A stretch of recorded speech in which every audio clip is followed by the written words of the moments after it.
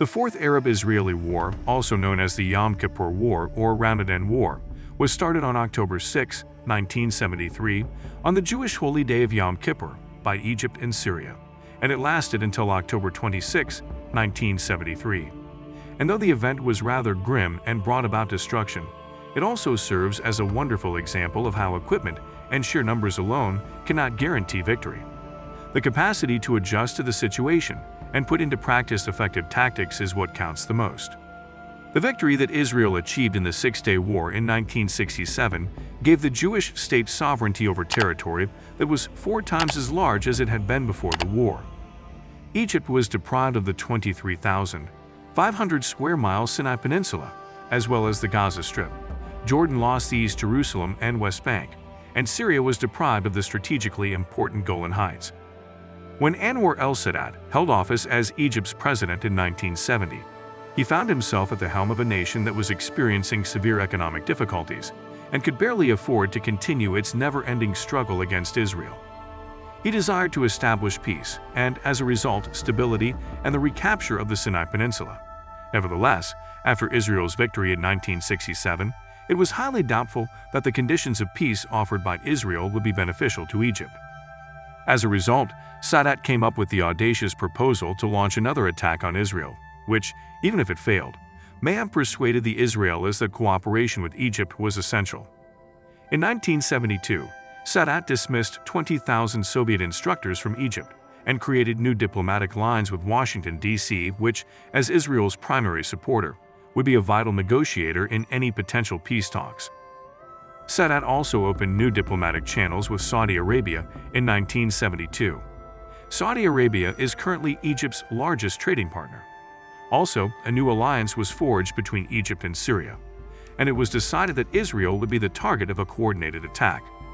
The leader of Syria, Hafez al-Assad, likewise desired conflict with Israel, partly to seek revenge for the loss that his country suffered in 1967. Sadat was able to convince al-Assad to agree to restricted goals, such as the return of the Sinai and the Golan, a settlement of the refugee crisis, and the recognition of a Palestinian entity. According to the Egyptian leader, these goals would not prompt a nuclear reprisal.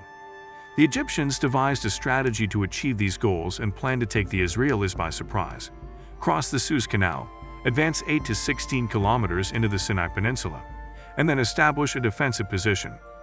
Afterwards, they'd use a combination of anti-aircraft and anti-tank weapons to hold off the Israelis until their superior firepower wore them down. To make up for previous failures, Egyptians with combined weapons, initiative, and strategic improvisation meticulously planned out the entirety of the operation down to the smallest detail. The soldiers in each squad and platoon followed the orders that were written down for them, and they even practiced the operation. The Syrians planned to quickly seize control of the Golan Heights and then immediately begin preparing their fortifications for an Israeli assault. The plan also called for the strengthening of defensive structures along the Jordan River and on the western hills of the Golan by securing the entry routes into the Golan from Israel, enclosing the plateau to prevent a counterattack, and trapping the defenders within the Golan itself. Along the same lines as the Egyptians, the Syrians carefully planned out their onslaught and practiced it to the point that they knew it by memory. It was planned for Egypt and Syria to commence their advance at the same moment, but on separate fronts to take Israel by surprise. The Israeli intelligence community did not anticipate the danger, as it turns out. As a direct consequence of this, Israel was ill-prepared for a simultaneous onslaught on 2 fronts.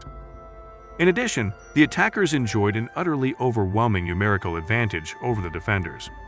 When the Fourth Arab-Israeli War started on October 6, 1973, many of Israel's soldiers were away from their posts observing Yom Kippur, also known as the Day of Atonement, and the Arab armed forces made remarkable advances with their up-to-date Soviet weaponry. This was the beginning of the Yom Kippur Massacre, which resulted in the deaths of over 3,000 Israeli soldiers. Soon after, soldiers from Iraq participated in the conflict, while Jordan assisted Syria. Compared to expectations, the Egyptians performed much better. 90,000 men and 850 tanks passed the Suez Canal in less than 18 hours. The attackers consolidated and extended their bridgeheads after crossing. The Egyptians repulsed every attempt of retaliation, and by the conclusion of the first 2 days, 200 of the Israelis' 300 tanks had been lost. But the political leadership of Egypt opted to support their Syrian friend who was being brutally attacked by the Israelis, forcing them to leave their safe positions. As a result, on October 14th, a fresh onslaught was launched that had neither been planned nor practiced. Meanwhile, Israel's Prime Minister Golda Meir requested assistance from the U.S., and the Israeli General Staff quickly devised a war plan. When the Soviet Union started its attempt to equip Egypt and Syria, the United States' hesitation to aid Israel quickly shifted. Richard Nixon, the President of the United States, responded by opening a channel of emergency supplies to Israel, despite the Arab nations imposing a pricey oil embargo and several U.S. allies refusing to support the arms shipments. The Israel Defense Forces quickly turned the tide as more troops arrived. The Egyptian forces were seriously battered by the Israeli counterattack and were forced back to the west bank of the Suez Canal after losing their first victories. For the Syrian side, the attack was disastrous from the beginning and yielded few benefits while causing many deaths. The Israeli tanks were firing quicker and more accurately, and the damage to Syrian vehicles in the advance caused a major setback. Although the Syrians did manage to breach the basic defensive line and conquer parts of the Golan, the first day of the conflict was an overall defeat for them. The Syrians were significantly behind schedule on the second day of the war. They had given up on capturing the bridges overnight and had not yet reached the plateau. The Israelis were able to keep sending reinforcements into the Golan because the Syrians did not capture the bridges. Israeli troops gathered enough strength the following day, on October 8, to launch a counterattack to drive the Syrians back, and a battle erupted. On October 14th, the Israelis had completely driven the Syrians back into their own country. The United Nations Security Council passed Resolution 338 on October 22, which demanded an immediate halt to the violence. Despite this, hostilities persisted for many days, which prompted the United Nations to reaffirm the request for a ceasefire, with further resolutions 339 and 340. On October 26, the war was ultimately brought to an end as a result of rising pressure from across the world. On November 11th, Israel signed an official ceasefire deal with Egypt, and on May 31, 1974, Israel did the same with Syria. Israelis condemned the government's lack of preparations, since the cost of Israel's triumph was a high death toll. Golda Meir also resigned in April 1974. However, this war significantly raised Sadat's standing in the Middle East and allowed him the chance to pursue peace, even though Egypt had once again experienced military failure at the hands of its Jewish neighbor. The first of two Egyptian-Israeli disengagement agreements, which allowed for the return of parts of the Sinai to Egypt, was signed in 1974.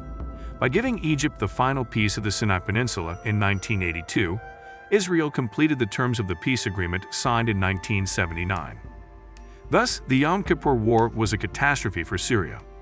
Israel expanded its control over the Golan Heights as a result of the surprise Egyptian-Israeli ceasefire, which left Syria vulnerable to military defeat. Syria voted in 1979 together with other Arab nations to kick Egypt out of the Arab League. This brings us to the end of this video.